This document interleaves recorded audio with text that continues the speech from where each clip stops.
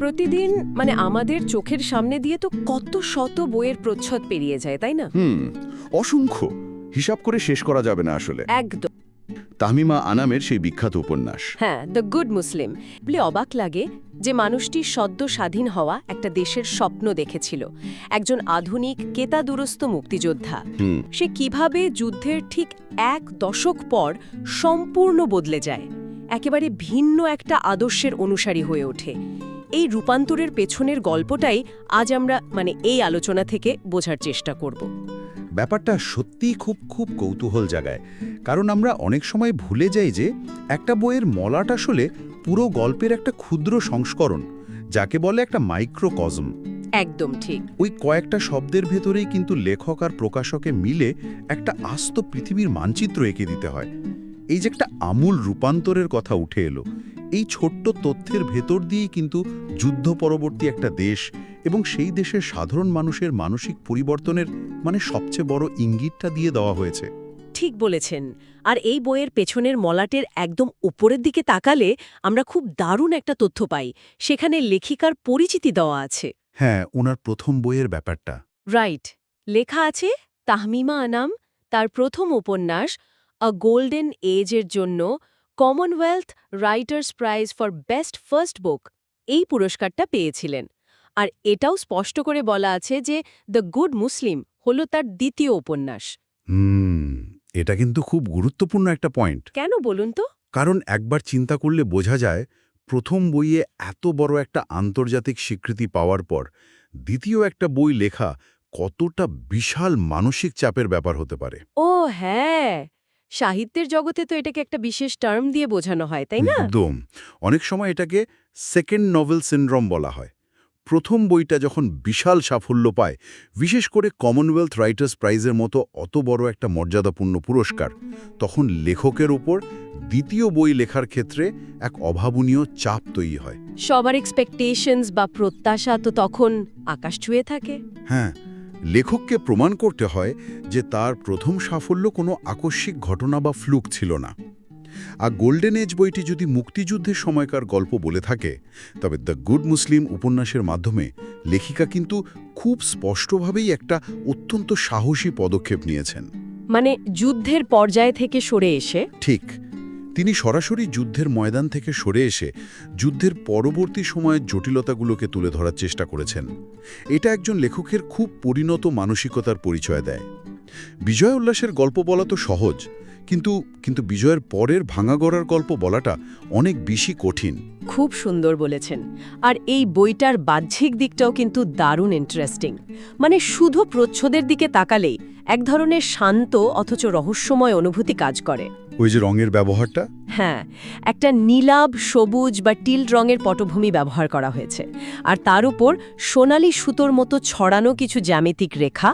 আর সবচেয়ে বেশি যেটা চোখে পড়ে তা হলো জ্যামিতিক নকশায় আঁকা দুটো উড়ন্ত পাখি।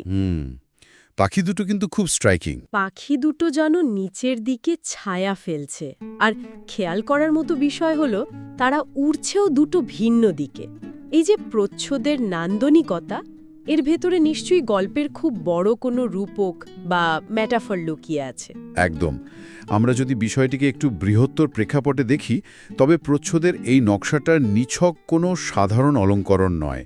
এই দুটো পাখি খুব সম্ভবত উপন্যাসের প্রধান 2 চরিত্র, 2 ভাই বোনের প্রতীক, যারা আসলে একই উৎস থেকে এসেছে। রাইট, একই পরিবারের অংশ, হয়তো একই আকাশে উড়ছে, কিন্তু তাদের গন্তব্য আর যাত্রাপথ সম্পূর্ণ আলাদা হয়ে গেছে। এই যে ভিন্নমুখী উড্ডয়ন, এটাই মূলত বইয়ের পেছনের মলাটে বলা সেই তীব্র মনস্তাত্ত্বিক সংঘাতের একেবারে চাক্ষুষ রূপ। আমার তো আর একটা জিনিসও মনে হচ্ছিল প্রচ্ছদটা দেখে। কিরকম? এই যে পাখি দুটোর ভেতরের জ্যামিতিক নকশা, এটা দেখতে অনেকটা ইসলামিক আর্ট বা স্থাপত্যের মোটিফের মতো লাগে। বইয়ের নাম যেহেতু দ্য গুড মুসলিম, তাই প্রচ্ছদের এই নকশাটা বইয়ের মূল থিমের সাথে খুব সুন্দর একটা কানেকশন বা সংযোগ তৈরি করে। চমৎকার একটা পর্যবেক্ষণ। আর প্রচ্ছদ দেখে আমরা আরও কিছু বাস্তবিক তথ্যও পাই। যেমন বইটির মূল্য নির্ধারণ করা হয়েছে 700 টাকা। তবে সবচেয়ে চমকপ্রদ বিষয়টা হলো একদম নিচে লেখা একটা স্লোগান, হ্যাঁ, স্লোগানটা বেশ নজর কাড়ার মতো। লেখা আছে দুনিয়ার পাঠক এক হও। কার্ল মার্কসের সেই বিখ্যাত রাজনৈতিক স্লোগান দুনিয়ার মজদুর এক হকে একটু ঘুরিয়ে দিয়ে একটা সাহিত্যিক রূপ দেয়া হয়েছে এখানে। এটা খুব ইন্টারেস্টিং একটা বৈপরীত্য তৈরি করে। একদম। একদিকে বইয়ের নাম দ্য গুড মুসলিম, অন্যদিকে মার্কসীয় স্লোগানের একটা প্যারোডি বা নতুন রূপ। এই কন্ট্রাস্টটাই তো খুব আকর্ষণীয়। এটা হয়তো ইঙ্গিত দেয় যে সাহিত্য বা বই পড়ার আনন্দ আসলে কোনো সীমানা বা নির্দিষ্ট আদর্শে আটকে থাকে না, এটা পুরোপুরি সার্বজনীন। হ্যাঁ, একটা বইয়ের মোড়ক কিভাবে পাঠকের মনে নানা রকম প্রশ্ন তৈরি করতে পারে, এটা তার একটা চমৎকার উদাহরণ। তো এবার মলাতের পেছনের গল্পটা একটু ঢোকা যাক। ব্লার্বের শুরুতেই যে পটভূমিটা দেয়া হয়েছে সেটা বেশ ভয়ঙ্কর। বেশ ডার্ক একটা প্রেক্ষাপট। সেখানে বলা হচ্ছে যুদ্ধ শেষে বাড়ি ফেরার পথে মুক্তিযোদ্ধা সোহেল হক পাকিস্তানি সেনাদের একটা পরিত্যক্ত ব্যারাকে এক নারীর সাক্ষাৎ পাবে, আর তারপর থেকে বাকিটা জীবন ধরে তাকে তাড়া করে ফিরবে সেই নারীর গল্প। এই জায়গাটা খুব সিগনিফিক্যান্ট। আমরা তো সাধারণত যুদ্ধ নিয়ে যেসব সিনেমা দেখি বা গল্প পড়ি সেখানে যুদ্ধের অ্যাকশন বা গোলাগুলির ওপর বেশি জোর দেওয়া হয়, কিন্তু এখানে একদম অন্য একটা দিক, মানে যুদ্ধ শেষের বাড়ি ফেরা আর পথিমধ্যে এমন একটা বিভীষিকাময় দৃশ্য দেখা। এই ঘটনাটা একজন মানুষের মনের ভেতরে ঠিক কী ধরনের ঝড় তুলতে পারে। আসলে এই জায়গাটাতেই যুদ্ধের আসল ভয়াবহতা লুকিয়ে থাকে। যুদ্ধের ময়দানে একজন সৈনিক যখন শত্রুর সাথে লড়াই করেন, তখন তার ভেতরে শুধু বেঁচে থাকার আদিম প্রবৃত্তি কাজ করে, যেটাকে আমরা সার্ভাইভাল ইনস্টিংক্ট বলি। ঠিক। ওই সময় মস্তিষ্ক কোনো আবেগ বা ভয়কে প্রসেস করার সুযোগই পায় না। তার একটাই লক্ষ্য থাকে, যেভাবেই হোক টিকে থাকতে হবে। কিন্তু যুদ্ধ যখন শেষ হয়ে যায়, চারপাশের গোলাগুলি যখন থেমে যায়, ঠিক তখনই আসল ধাক্কাটা আসে, যখন ওই অ্যাড্রেনালিন রাশটা আর থাকে না। একদম। এই যে পরিত্যক্ত ব্যারাকে একজন নির্যাতিতার নারীকে আবিষ্কার করার কথা বলা হলো, এটা হলো যুদ্ধের সেই নীরব ধ্বংসস্তূপের মুখোমুখি হওয়া। মানে তখন আর শত্রুকে হারানো বা জেতার কোনো ব্যাপার নেই, শুধু যুদ্ধের রেখে যাওয়া কুৎসিত রূপটাকে নিজের চোখে দেখতে হয়। ঠিক তাই। আর এই ঘটনাটি পোস্ট ট্রমাটিক স্ট্রেস ডিসঅর্ডার বা সংক্ষেপে যাকে আমরা পিটিএসডি বলি, তার একটা ক্লাসিক নিয়ামক হতে পারে। মলাটে যে বলা হয়েছে তাকে তাড়া করে ফিরবে সেই নারীর গল্প, এর মনস্তাত্ত্বিক অর্থ হল ওই নারীটি হয়তো সোহেলের কাছে পুরো যুদ্ধের ভয়াবহতার একটা মূর্ত প্রতীক হয়ে উঠেছেন, একটা জীবন্ত ট্রমা। হ্যাঁ, সোহেল শারীরিকভাবে হয়তো যুদ্ধ থেকে বাড়ি ফিরে এসেছে ঠিকই, কিন্তু মানসিকভাবে সে কখনোই ওই পরিত্যক্ত ব্যারাকটি থেকে বেরোতে পারেনি। তার মনের ভেতর ওই মানসিক আঘাত বা ট্রমা চিরস্থায়ীভাবে বাসা বেঁধেছে। এই ট্রমা বা মানসিক আঘাত মানুষকে কতদূর বদলে দিতে পারে তার একটা খুব স্পষ্ট চিত্র আমরা মলাটের পরবর্তী অংশে পাই। এখানে গল্পে একটা বড় সময়ের লাফ বা টাইমস্কেপ আছে। বলা হচ্ছে মুক্তিযুদ্ধের প্রায় 1 দশক পরে। 10 বছর কিন্তু অনেক লম্বা একটা সময়। বিশাল সময়। এই 10 বছরে অনেক কিছু পাল্টে গেছে।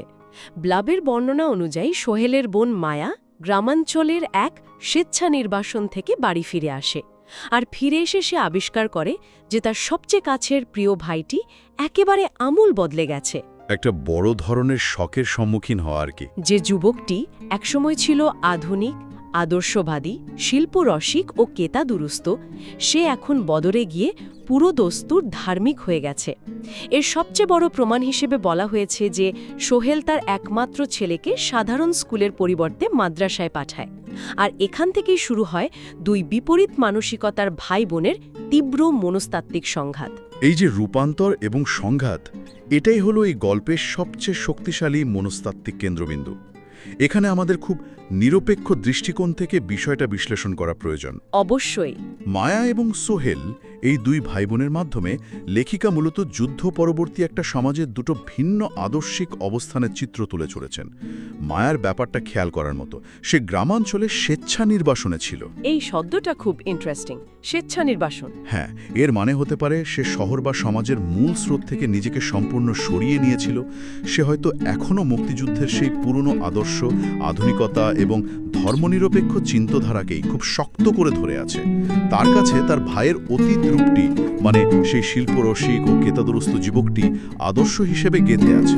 সে যখন 10 বছর পর ফিরে আসে, সে তো আশা করেছিল সেই পুরনো ভাইটাকেই সে আবার ফিরে পাবে। রাইট, কিন্তু এদিকে সোহেল তো সম্পূর্ণ একটা ভিন্ন পথ বেছে নিয়েছে। হ্যাঁ, তার এই পুরোদস্তুর ধার্মিক হয়ে ওঠা বা ছেলেকে মাদ্রাসায় পাঠানোর সিদ্ধান্তটা, এটা তো শুধু একটা সাধারণ প্রাতিষ্ঠানিক পরিবর্তন নয়, এটা তো একটা পুরো জীবন ব্যবস্থাকে বদলে ফেলা।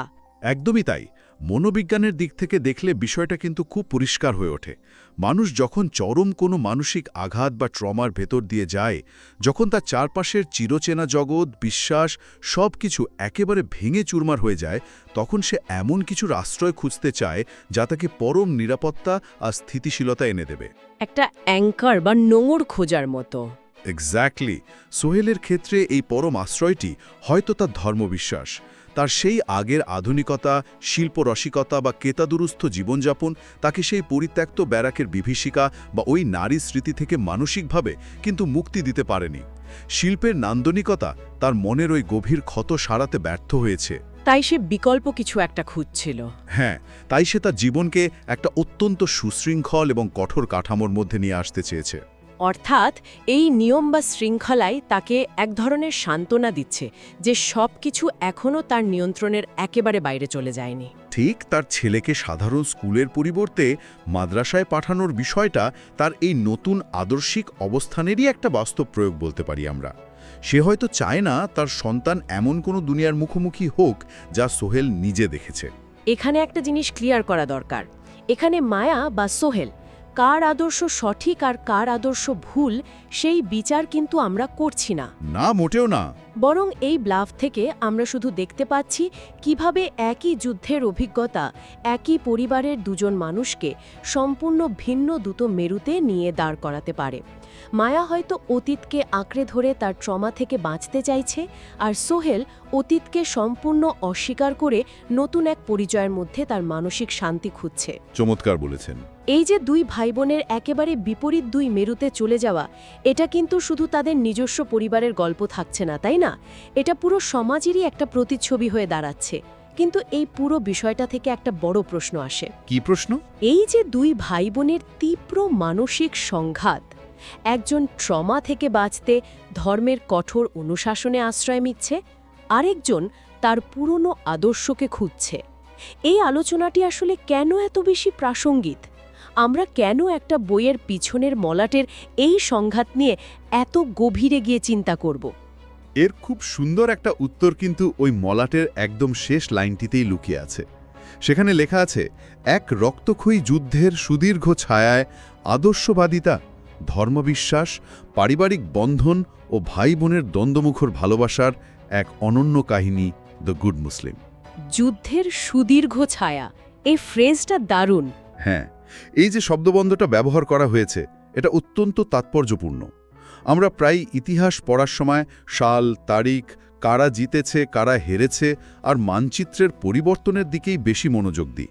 ওই যে ম্যাক্রো লেভেলের ইতিহাস। ঠিক, কিন্তু বড় কোনো ঐতিহাসিক সংকট বা একটা যুদ্ধ কিভাবে সাধারণ মানুষের শোবার ঘরে, তাদের ডাইনিং টেবিলে, ভাই বোনের একদম ব্যক্তিগত সম্পর্কের ভেতরে চিরস্থায়ী বিভেদ তৈরি করে, তা আমরা অনেক সময় বেমালুম ভুলে যাই। হ্যাঁ, মানচিত্র হয়তো একদিনে বদলে যায়, কিন্তু মানুষের মোলের ভেতরের ক্ষতগুলো তো আর সহজে শুকায় না। সেটাই এই আলোচনাটি প্রাসঙ্গিক, কারণ এটি আমাদের মনে করিয়ে দেয় যে মানুষের ব্যক্তিগত বিশ্বাস, তার ধর্মবোধ, এমনকি নিজের সন্তানের ভবিষ্যতের সিদ্ধান্ত নেওয়ার যে প্রক্রিয়া, সেটাও সমাজের বৃহত্তর কাঠামোগত বা ঐতিহাসিক ঘটনা দ্বারা খুব গভীরভাবে প্রভাবিত হয়। আমাদের চারপাশেও তো এমন অনেক উদাহরণ দেখা যায়। প্রচুর। যখন আমরা আমাদের চারপাশের মানুষদের মধ্যে হঠাৎ কোনো আদর্শিক পরিবর্তন দেখি, কেউ হয়তো হুট করে খুব ধার্মিক হয়ে যায়, অথবা কেউ হয়তো পুরনো সব বিশ্বাস এক ধাক্কায় ছেড়ে দেয়, তখন কেবল তাদের বাহ্যিক আচরণ দেখে বিচার করাটা ঠিক নয়, বরং তাদের এই পরিবর্তনের পেছনের মানসিক যাত্রাটা বোঝার চেষ্টা করা উচিত। একদম। মানবচরিত্র অত্যন্ত জটিল, আর সেই জটিলতাকে শুধু শুষ্ক তথ্যের মাধ্যমে না বুঝে একটু মানবিক দৃষ্টিকোণ থেকে অনুধাবন করার জন্যই এই ধরনের বিশ্লেষণ খুব খুব জরুরি। সত্যি, আজকের এই আলোচনা থেকে একটা বড় ব্যাপার বেরিয়ে আসে। আমরা যদি শুরু থেকে বিষয়গুলোকে একটু এক সুতোয় গাঁথি, তবে দেখতে পাই এটা কেবল একটা বইয়ের সংক্ষিপ্ত সার নয়, এটা আসলে মানুষের মনের ভেতরে লুকিয়ে থাকা গভীর সংঘাতের একটা মানচিত্র, একটা পুরো প্রজন্মের সাইকোলজিক্যাল ম্যাপ। রাইট। আমরা শুরু করেছিলাম একজন পুরস্কারজয়ী লেখিকার দ্বিতীয় উপন্যাসের বিশাল চ্যালেঞ্জ নিয়ে। এরপর আমরা দেখলাম প্রচ্ছদের সেই দুটো উড়ন্ত পাখির রূপক, যারা একই আকাশ থেকে ডানা মেলেও ভিন্ন দুই গন্তব্যে উড়ে যাচ্ছে, যা ওই দুই ভাই বোনের ভিন্ন পথের প্রতীক। এরপর আমরা গভীরভাবে অনুভব করার চেষ্টা করলাম যুদ্ধফেরত একজন মানুষের মানসিক ট্রমাকে, সেই পরিত্যক্ত ব্যারাক এবং সেখানে দেখা সেই নারীর স্মৃতি কিভাবে একজন আধুনিক ও শিল্পরসিক যুবককে ধীরে ধীরে সম্পূর্ণ বদলে দিল।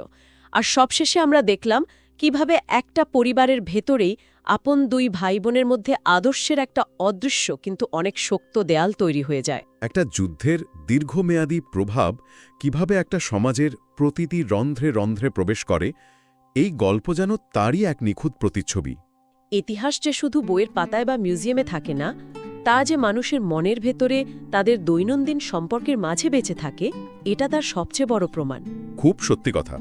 তো আজকের এই ডিপ ডাইভ শেষ করার আগে খুব কৌতূহলোদ্দীপক একটা বিষয় নিয়ে ভাবার সুযোগ তৈরি হয়।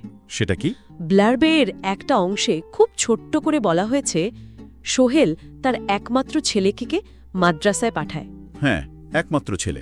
কিন্তু খেয়াল করার মতো বিষয় হল, এই যে ছেলেটি, তার মায়ের কথা এই মলাটে কোথাও একবারও উল্লেখ নেই। তাই তো। কোথাও বলা হয়নি সোহেল বিয়ে করেছে বা তার কোনো স্ত্রী আছে। তাহলে এই মাতৃহীন ছেলেটি আসলে কে? সেই যুদ্ধ শেষে পরিত্যক্ত ব্যারাকে দেখা এক নির্যাতিতা নারী, সোহেলের সেই তীব্র মানসিক ট্রমা, আর এই মাতৃহীন সন্তানটির মাদ্রাসায় যাওয়া, এই সব কিছুর মধ্যে কি কোনো অদৃশ্য সুতো লুকিয়ে আছে? ওয়াও, এটা কিন্তু বেশ গভীর একটা চিন্তা। ট্রমা কি কেবল একজন ব্যক্তিকেই বদলায়, নাকি তার নীরবে পরবর্তী প্রজন্মের ভাগ্য নির্ধারণ করে দেয়? এই উত্তরহীন প্রশ্নটি আজ সবার ভাবনার খোরাক হয়ে থাকুক।